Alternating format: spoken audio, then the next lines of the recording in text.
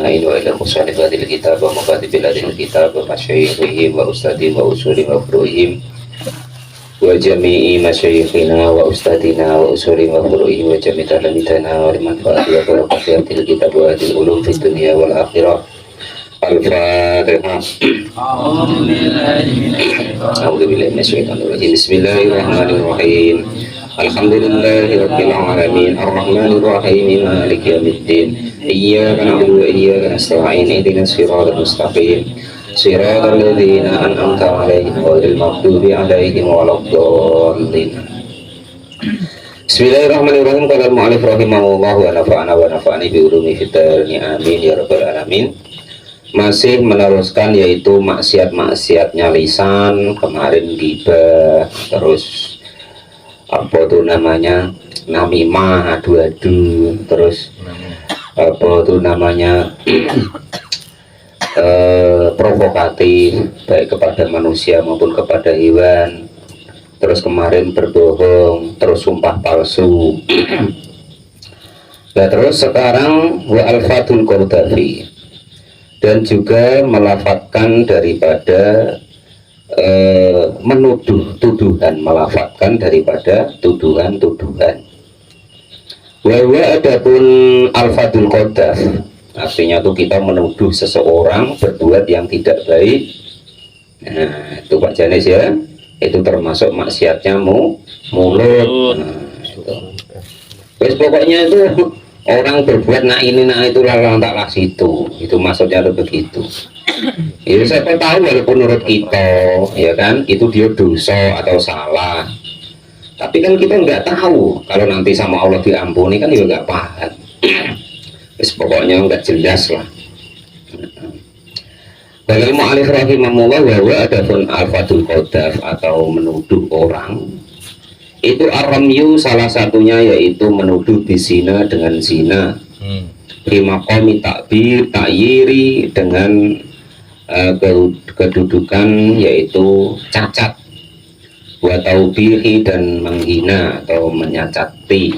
Artinya itu tidak benar gitu loh, tidak benar tapi dituduh. Pak Jalis lagi jalan-jalan ya kan nak nengok duren. Lah rupanya nengok Pak Lupi mundu kan Pak Lupi kan dari mana? Kelakar. Walaupun kelakar Pak ya. Ya kalau kelakar kan orang tahu lah kan. Walaupun Yonian. Walaupun Yonian tidak usah. Ya masalahnya begini, hukum zina tuh repot loh ya kan. Zina kalau kita nuduh itu harus kita punya 4 saksi.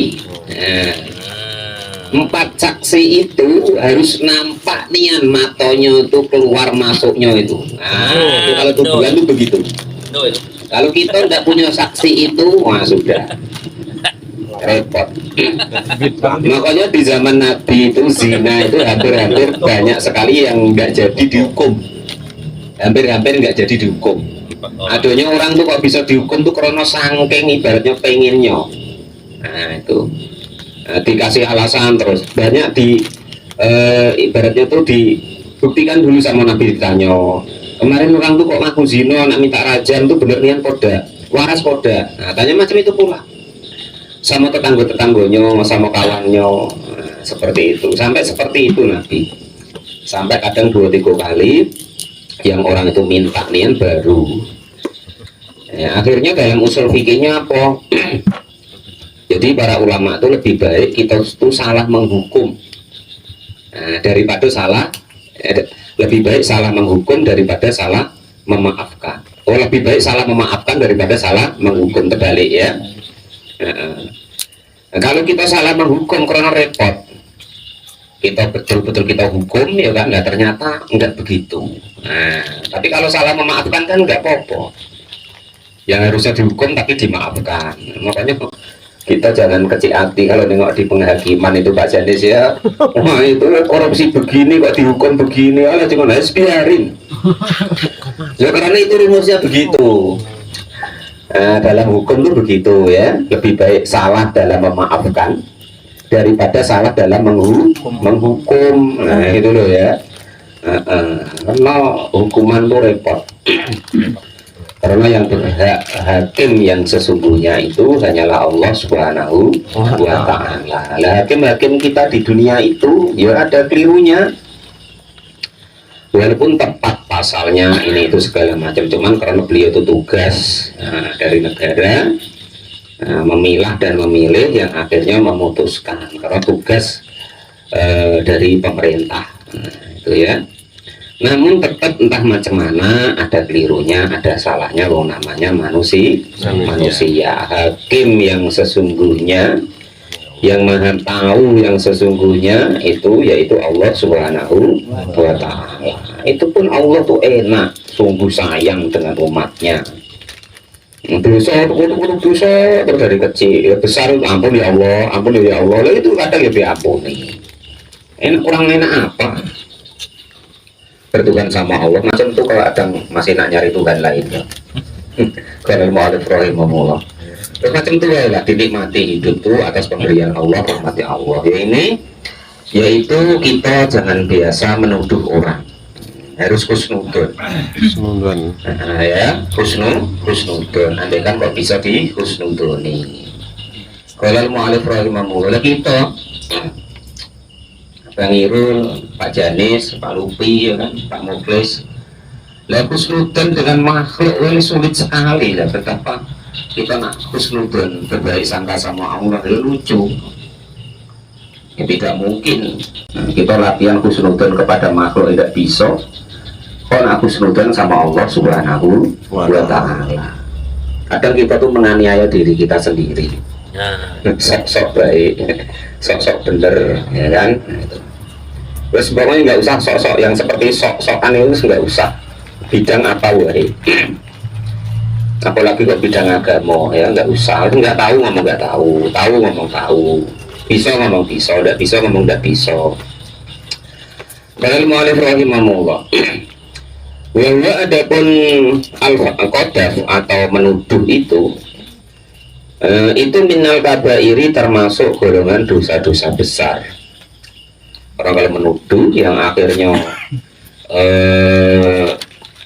dikong kali kong, yang akhirnya sebenarnya tidak melakukan, terus akhirnya seolah-olah buktinya benar sehingga orang itu dihukum, akan menjadi malapetaka untuk orang tersebut, makanya menjadi dosa besar. Waya ta'alaku, dan diucapkan bihi dengan qadhaf apa hal al-haddu, hukuman, bil kitabi, dengan kitabnya Allah Subhanahu wa Ta'ala, wa sunnati, dan juga sunnah baginda Nabi Agung Muhammad sallallahu alaihi wasallam, wa ijma'il a'immat, wa ijma'il ammati, dan juga wa ijma'il ummati, dan juga ijma'nya para a'immah atau para imam. Jadi hukum itu dilaksanakan atas dasar kitabnya Allah Subhanahu wa Ta'ala, atas dasar sunnah-sunnah baginda Nabi. Andaikan doa di Quran, di hadisnya tidak ada, tidak sesuai dengan fakta daripada hukuman itu, maka dimusyawarahkan sesuai dengan takbir-takbir yang kira-kira menyangkut di hal itu, disebut namanya ijma, kesepakatan. Nah, itu hukum tuh begitu ya. Ini kan contoh hukum qadhaf atau hukuman. Afada, memberi faedah kepada hal tersebut siapa Al-Husni, Imam Al-Husni. Contoh ijma itu begini. Kias ya. Contoh ijma atau kias itu begini. Kita contoh tentang puasa kan disampaikan oleh Nabi itu dari mulai terbit fajar sampai terbenamnya matahari. Secara hukum umum kan itu. Lah namun nanti bagaimana suatu daerah atau negara yang di daerah atau negara itu tidak ada terbit fajar, tidak ada terbenamnya matahari. Tidak ngelan, poso salah wase, nggak terbit fajar, tidak ada tenggelam matahari di kutub contohnya, ya kan? Maka yang demikian itu memerlukan ijma'nya para ulama, memerlukan kias atau perbandingan hukum yang lain. Nah contoh lagi kalau di sini umpama kok ndak kate ijma atau kias, ya kan? Lah terus Pak Muklis korban kok kerbu itu di mana? Di zaman Nabi juga ada. Zaman sahabat juga adanya sapi. Nah, kan begitu. Yang demikian itu namanya hukum kias atau disamakan, karena sifatnya sama, besarnya kurang lebih sama, maka hukumnya kurang lebihkan. Itu seperti itu. Sama dengan hukum-hukum yang lain. Wahia adapun al-fadul qadaf, al-fadul qadafi artinya lafat-lafat tuduhan itu kasirotun banyak sekali. Wahia adapun lafat tuduhan itu salah satu aksamin, ada 3 bagian. Yang pertama itu sorihun jelas, wa kinayatun dan kinayah atau persemon atau nyindir lah, ya kan. Wa ta'ridun dan juga istilahnya tuh menggiring. Nah, jadi lafaz daripada tuduhan itu ada 3 macam. Pertama jelas, nyoto-nyoto. Oh Mas Gendon, biar kok bener rondo ya. Nah, jelas cetok. Nah, itu ya. Atau kinayah, enak nian ganti, yang sudah ibaratnya tuh dapat jatah dari yang pirang katanya, macam itu contohnya yang kinayah. Atau ibaratnya itu menggiring opini, supaya orang itu nanti dianggap keliru. Nah, itu entahlah, macam mana lah, sudah dikasih tahu katanya ini itu kok ya masih macam itu.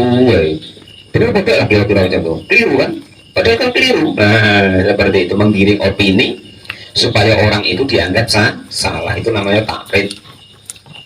Fasorihu, maka ada pun contoh apa tuh tuduhan yang jelas, yang nyata-nyata itu kakolihi, seperti ucapannya seseorang lirojulin kepada laki-laki, alimroatin atau perempuan. Zanaita, engkau sudah zina ya. Atau zanaiti, engkau sudah zina ya wahai perempuan. Bifat kita dengan baca fathah taknya berarti menuduh seorang laki-laki. Wa kasriha dan juga dikasroh taknya dengan berarti menuduh seorang perempuan. Itu. Ya zani, atau manggil orang sekenaknya perutnya dewe, ya kan? Dulu mungkin ada seseorang tuh jejak rekamnya pernah ketangkep apa, ya kan? Padahal tayone yang tidak umpomo. Lalu itu kato ya. Kau tuh, tukang sino sini. Umpomo. Perempuan yang tukang sino sini. Berapa hargamu? Nawar pula. Sudah nuduh nawar pula, nah repot. Nah itu contoh-contoh yang jelas kata-katanya, ya. Padahal entah yonian tadi tidak. Tukang nyolong pete. Umpomo bacane ya kan. Nah, itu. Jangan kecil hati Pak Janis ya. Untuk contoh biar jelas gitu loh. Padahal tayonian tidak. Atau mungkin yang dulu yuk dia, tapi ternyata yang kendian tuh bukan dia. Nah kan begitu. Akhirnya tertanam terus tukang nyolong pete. Padahal paling ya sekali itulah. Kalau mu'alif rahimahullah wa nafa'ana wa nafa'ani belum hidarani amin ya rabbal alamin. Contoh-contoh yang seperti itu harus kita hindarkan. Nah, ya kan itu. Jadi sebenarnya ini ya ada mukobalahnya, ada istilahnya itu perbandingannya.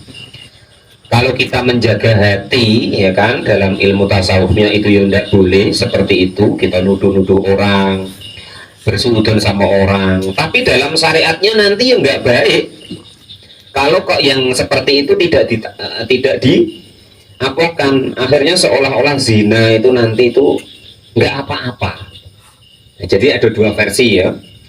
Maksudnya itu begini, kalau kita niatnya itu untuk supaya kemaksiatan itu memang nggak baik, nampak nggak baik, lah itu ya nggak apa-apa kita sampaikan. Orang tuh jangan begitu, ini bikin rusak masyarakat, malah zina ini itu kan begitu. Jangan kesana, dia tuh tukang biasa ini, nanti ketularan umpama. Kalau niatnya itu istilahnya itu apa itu namanya, supaya kemaksiatan itu nampak nian, supaya dihindari, maka itu ya dalam syariatnya diperbolehkan. Tetapi kalau niatnya itu tadi sakit hati, ya kan, supaya nampak orang itu jeleknya, dan tuduhan itu tidak pasti, ya maka itu dilarang, termasuk qadzaf tadi atau menuduh dalam kitab Sulam Taufik ini, ya itu. Lah nanti kalau kok ibaratnya zina itu sudah dianggap baik, biasa baik, ya kan? Nyolong pete ya dianggap baik, biasa baik. Nah, terus apa? Judi ya dianggap baik, biasa baik, ya repot. Nah, jadi tidak ada sanksi sosial yang terterapkan di masyarakat kita. Nah, maksudnya begitu loh. Jadi harus bisa memilih begitu. Tapi kalau niatnya tuh dendam tadi, ibaratnya tuh menuduh yang tidak pasti ya nggak boleh. Secara pribadi ibaratnya menuduh hal-hal yang tidak baik tadi itu ya tidak boleh, harus dipilah-pilah seperti itu. Tapi kemaksiatan kok kita biarkan, tidak kita utarakan bahwa itu nggak baik, kita sampaikan bahwa itu nggak baik kepada anak-anak kita, saudara-saudara kita, ya seolah-olah maksiat itu nanti nggak apa-apa, ya tambah repot. Nah, itu ya. Kalau mulai rahimahullah. Wal kinayah tuh, dan adapun yang kinayah atau ibaratnya tuh nyindir lah kinayah itu ya. Itu kakolihi menuduh tapi nyindir. Itu kakolihi seperti dawuhnya atau ucapannya seseorang. Zanaat sudah zina, siapa seseorang, orangnya ada, tapi tidak disebut. Nah, ya kan? Bil hamzati dengan hamzah fil jabali di gunung, au salimin, au salimi, au nahwihi atau sepadannya itu, atau di tempat yang tepat, au nahwihi atau sepadannya itu. Wah, sudah zina ya di gunung sana, atau di tempat kosong itu, itu ya. Padahal nggak terjadi begitu. Au nahwihi atau sepadannya itu. Fa in dhahar, maka jika kok jelas yak tadi maka dihukumi apa asuudu, naiknya wa ta'ridu dan juga penggiringan opininya. Gini ya, fa in dhaharahu, jika kok jelas kepada orang tersebut yak tadi menghukumi asuudu kepada naiknya ke gunung tadi. Jadi menggiring opini, menganggap bahwa orang itu zina atau berbuat tidak baik, itu pun namanya menuduh, tapi yang golongan namanya kinayah atau menggiring opini tadi. Qolal mu'alif rahimahullah. Oh, kok menggiring opini, apa namanya? Apa itu? Menyindir. Kinayah itu sindiran, menyindir. Lah, ini baru yang ketiga namanya wa ta'ridu, dan juga menggiring opini, mengarahkan supaya dianggap betul bahwa orang itu berbuat tidak baik. Nah, itu. Kaukolihi contohnya seperti ucapan seseorang ligori kepada orang lain fi khusumatin, di dalam berdebatnya, au ghairuha atau selain berdebat, ibnul halali, anak itu entah anak apa lah, entah anak halal atau tidak. Nah, itu seperti itu, menggiring opini seolah-olah itu yang diajak berdebat atau yang nak dikanta sama dia itu seolah-olah itu anak hasil yang tidak baik. Itu namanya menggiring opini. Kalau yang kinayah tadi kan begitu, ngomong tapi tidak langsung ke orangnya. Nah, nyindir tadi kinayah ya. Nah, kalau takrif tadi menggiring opini, seolah-olah mengarahkan bahwa anak itu tadi atau orang itu hasil zina. Gitu. Jadi berdebat, kira-kira kalah, menggiring opini, nah, supaya orang itu nampak jelek. Nah, itu namanya qadhaf yang takrif. Jadi qadhaf atau menuduh itu ada tiga tadi, yang jelas, nyata-nyata, ngato, nah, ya kan? Kamu tuh tukang zina kan? Kamu itu, itu namanya yang soreh, yang jelas. Nah, terus yang kinayah atau nyindir tadi, entahlah Pak Lupi itu dari mana lah orangnya, enggak disebut katanya, dari mana entah orang tuh. Peruduan kok ada apa? Sawang ya, bahasa Indonesia. Enggak, maksudnya tuh ada onggo-onggo itu loh. Nah, ada anggo-anggo di kepalanya entah dari mana lah keduanya kan, macam itu contohnya kan. Itu namanya kinayah, ya kan? Nah, itu entah itu apa entah atau dari mana entah, ya kan? Itu umpama kalau mu'alif rahimah, nah orang itu bininya nggak ada kok, mandi junub kan kan itu kinayah contohnya begitu. Dari mana entah semalam tuh nggak balik, baru subuh tadi balik mandi keramas pulang sudah tuh. Nah kan itu namanya menyindir. Ngipi kok. Nah terus yang takrif atau menggiring opini ya kan, entah macam mana dibuat ini itu contohnya ibaratnya tuh berdebat kalah ya kan, lah terus menggiring opini, pantas lah kau tuh entah anak halal tak tidak. Nah gambarannya berarti kalau ngatok anak halal tak tidak itu kan berarti seolah-olah dia itu nanti anak yang hasil zina apa kan gitu maksudnya. Itu namanya yang takrif atau menggiring opini tadi. Wa amma ana falastu bizanin, dan adapun saya itu falastu maka tidak ada siapa saya itu bizanin termasuk golongan orang zina. Jadi atau orang membela dirinya sendiri bahwa dia tidak seperti itu, padahal terbalik apa. Wa naudalika dan sepadannya itu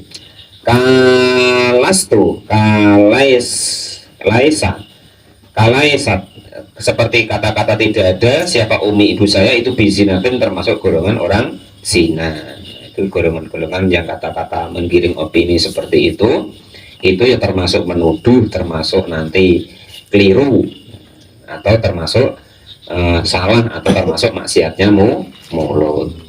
Hasilah kulli kalimatin yaitu hasilah yang memberhasilkan kepada kebanyakan tadi, ayil kasirati artinya yang banyak, yaitu puluh kalimatin tiap-tiap kalimat, tangsabu yang menasabkan atau menggolongkan insanan di dalam golongan manusia, awahidan atau salah satu seseorang min korobatihi dari kerabatnya orang tersebut, ayil insani artinya manusia, ila zina kepada zina.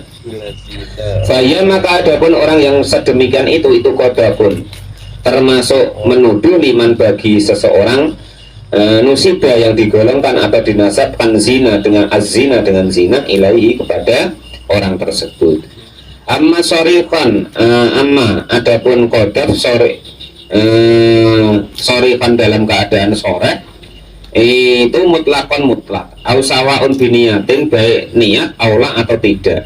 Jadi kalau menuduh walaupun niat nuduh atau tidak Pak Janis ya. Tadi kalau berguru Pak macam mana? Nah, berarti walaupun berguru termasuk Pak Janis. Walaupun berguru termasuk kalau menuduh loh ya. Jadi amma sore pun mutlakon. Kalau sore itu mutlak, entah sengaja entah tidak, entah sengaja niat untuk menuduh atau tidak, itu termasuk maksiatnya mulut. Au kinayatin atau kinayah, kalau kinayah itu biniatin dengan niat. Kalau niatnya nak nuduh ya digolongkan menuduh, kalau tidak ya tidak. Wayu dafu, wayu hadu dan dihukum siapa al-qadhifu orang yang menuduh idakan jika ada siapa penuduh tadi balikan sudah balik akilan dan berakal mutar yang istilahnya itu memilih gara makdunin yang tidak diizinkan bil qadhafi dengan qadhaf. Kalau kau sudah dewasa ya dihukum. Minal makdufi dari orang yang dituduh multaziman dengan wajib lil akami karena hukum wa aslil makdufi dari tanpa aslinya tuduhan ila samani najildatan hingga sampai 80 cambukan. Jadi hukuman orang yang menuduh itu 80 cambukan. Qala Allah Ta'ala, qala sudah berfirman siapa Allah Ta'ala, fajaliduhum samanina jaldatan, fajaliduhum maka jilidlah mereka semua yang menuduh, menjilidlah kalian semua kepada mereka yang menuduh samanina 80 apa jildatan jilidannya. Wali anal qadhafa dan sesungguhnya menuduh bizina dengan zina itu akol lebih sedikit dosanya minaz zina dari zina. Faka anal akol maka sesungguhnya paling sedikit-sedikitnya menuduh zina itu haddan sebagai hukuman. Afada karena kalau zina kan hukumannya diranjam. Nah maka kalau menuduh atau pokok tidak muhsan kan dilempari batu 100 ditambuk 100 kali. kalau bujang gadis ya kan. Nah, Cina. Nah, kalau yang menuduh itu dicambuk 80 kali. Nah, itu begitu. Makanya lebih ringan hukumannya dari yang zina. Afada memberi faidahu kepada keterangan tersebut siapa Al-Husni, Imam Al-Husni. Warokiku nisbuha wa minha warokiku dan adapun hamba saya atau budak itu nisbuha separuhnya daripada 80 kali campuran. Wa adapun separuh itu arba'una 40 sawa ungkana, sama juga ada itu konon au mudabiron atau hamba saya yang mudabar, au mukatiban atau mukatab, au umuwaladin atau umuwalad, au mubu'atun atau yang mubu'at. Lin anna Abu Bakar karena sesungguhnya sahabat Abu Bakar wa Umar dan Umar wa Alian dan Ali wa dan orang-orang ba'dum yang setelah mereka itu kanu ada siapa sahabat Abu Bakar dan seterusnya layat ribuna tidak pernah menjambuk illa arba'ina kecuali 40 kali. Walam yukhalifuhum dan tidak ada yang menentanghum kepada Abu Bakar, Umar, Ali. Nah, siapa akadun satu pun dari mereka. Afada memberi faidah dalika kepada keterangan tersebut siapa Al-Husniyu, Imam Al-Husni. Wa minha sabu sahabati dan termasuk maksiatnya mulut yaitu niswi apa bahasa Indonesia? Mengumpat sahabat. Wallahu a'lam bishawab. Alhamdulillahirabbil alamin. Cili apa? Eh? Cili.